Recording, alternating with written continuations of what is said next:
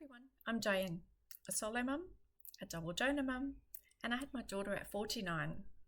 I created this channel to talk honestly about IVF, donor conception, menopause, late motherhood, and all the messy miracles that come with rewriting your life in midlife.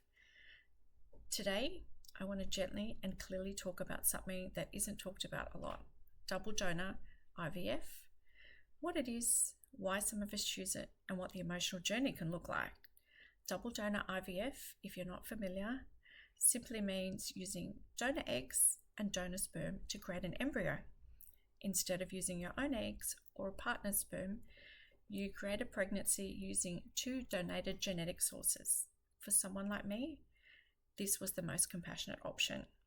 Sometimes that's due to age, egg quality, health conditions, genetics, or being a solo mum. Sometimes it's the next step after multiple rounds of IVF that haven't worked. There's no one story and there's no one reason, but there is a lot of misunderstanding. This is why I want to talk about it openly.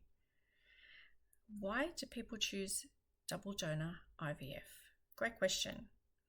People often imagine it's a last resort, but for many, including me, it was an empowering choice. Double donor IVF can offer a higher success rate, remove genetic risks, shorten IVF timeline, and also provide a pathway for solo mums and older mums, and when other options aren't available. For me, it was the doorway to becoming the mother I knew I was meant to be. It wasn't easy and it wasn't simple, but it was right for me. How does it work, you might ask? Put simply, the process usually involves choosing an egg donor, choosing a sperm donor, creating an embryo in the lab, then having an embryo transfer, and then pregnancy monitoring. Simple, right? Fertility clinics will monitor all of this, but what they don't do is prepare you for the emotions. The emotional journey is the big one.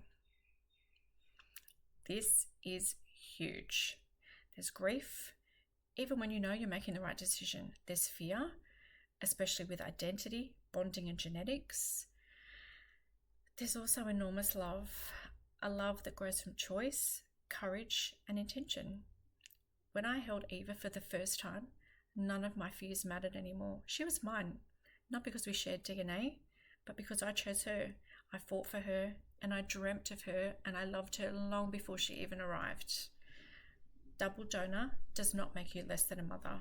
If anything, it makes you a mother forged deeper in resilience and clarity. So, if you're researching double donor IVF or somewhere in the middle of making a decision, I want you to know you're not alone. Your story is valid. Your motherhood is real. Your path, no matter how unconventional, is still beautiful. If you want the full version of my journey, it's written in my memoir, Becoming Dianne. I'd love to share it with you. I did drop it in the show notes just below. I wrote it for women like you and me, women searching for hope, clarity, and possibilities. Thank you for being here. Please let me know which part resonated with you and any questions. I'd love to make more videos for you guys on what you need. Don't forget to subscribe if you want more real, heartfelt conversations about IVF, midlife motherhood, and reinvention. Also, as another freebie, you can grab my IVF Reckoner, all about double donor conception. I'll drop it in the show notes also below. Love to hear your thoughts. I would really love to help you on your journey, share my journey, and reduce the stigma around donor conception. It's an option. It's a wonderful option. Let's share it together.